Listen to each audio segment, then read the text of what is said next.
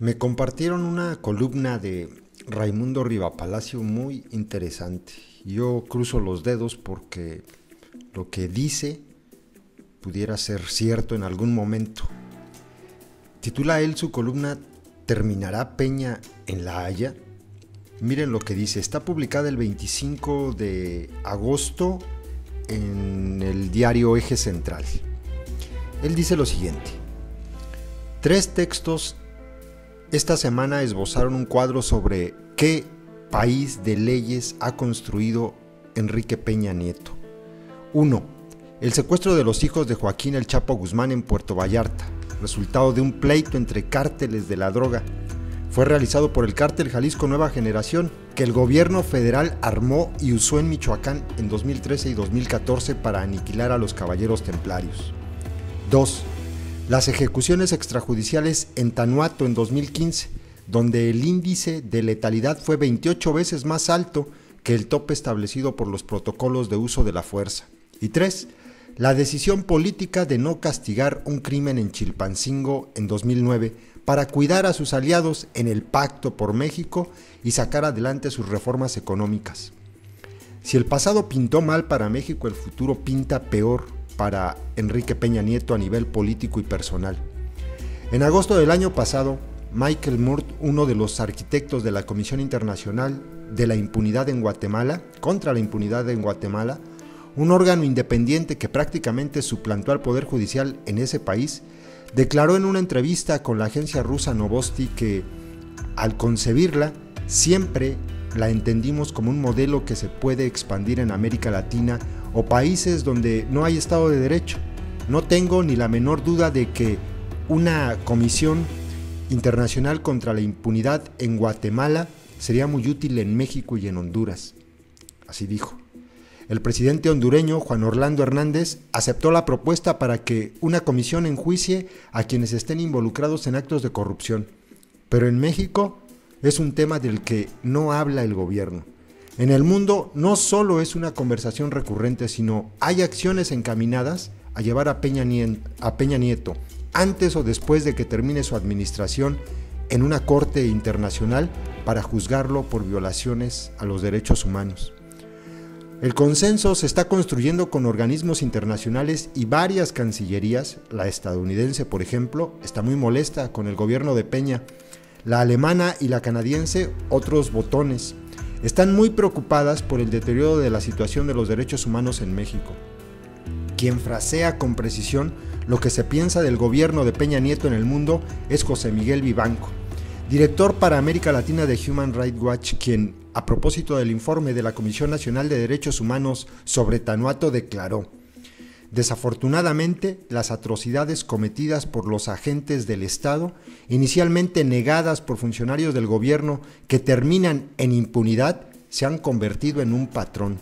La evidencia de los asesinatos por parte de las fuerzas de seguridad mexicanas continúan apilándose. La política en materia de seguridad está colapsada pese a lo que insistan las autoridades en sentido contrario, y los índices sobre la inseguridad siguen aumentando. Miguel Ángel Osorio Chong afirma que lo que se vive es resultado de todo lo que ha tenido que recomponerse de la administración anterior, pero el argumento no se sostiene.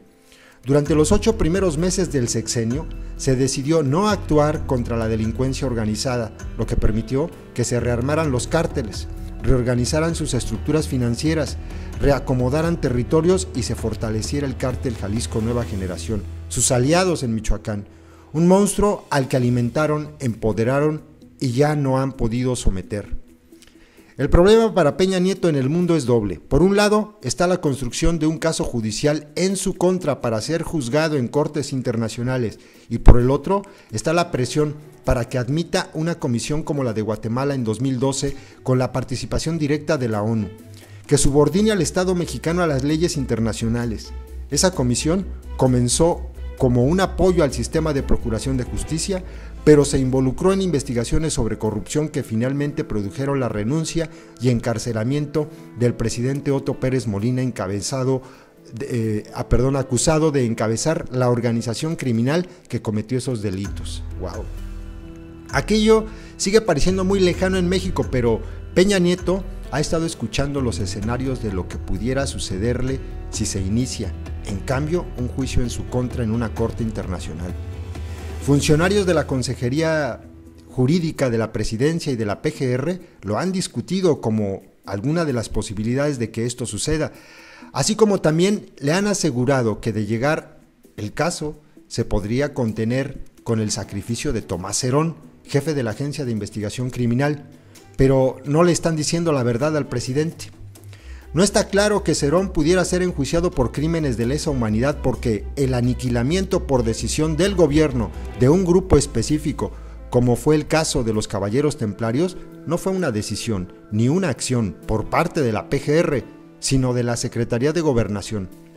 Difícil sería también incluso juzgarlo internacionalmente por el crimen contra los normalistas de Ayotzinapa, donde se le podrá acusar de negligencias o manipulación en la investigación y hasta encubrimiento, pero las omisiones y las decisiones que definieron el crimen tampoco salieron de la PGR, sino de Los Pinos y Bucareli.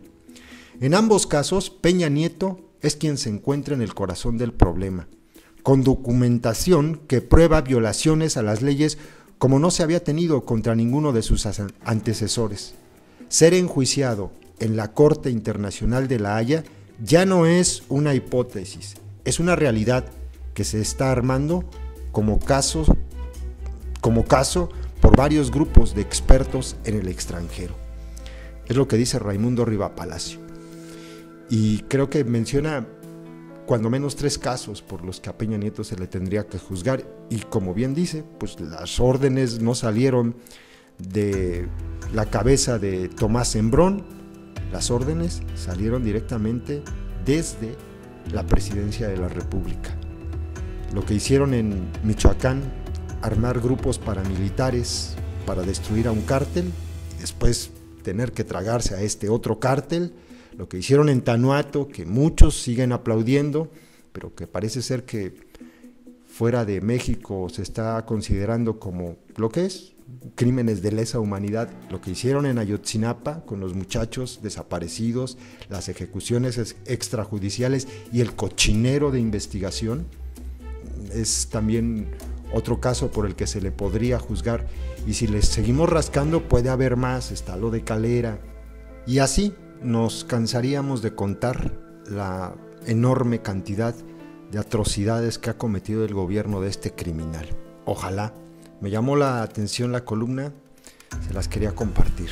Ojalá. Saludos.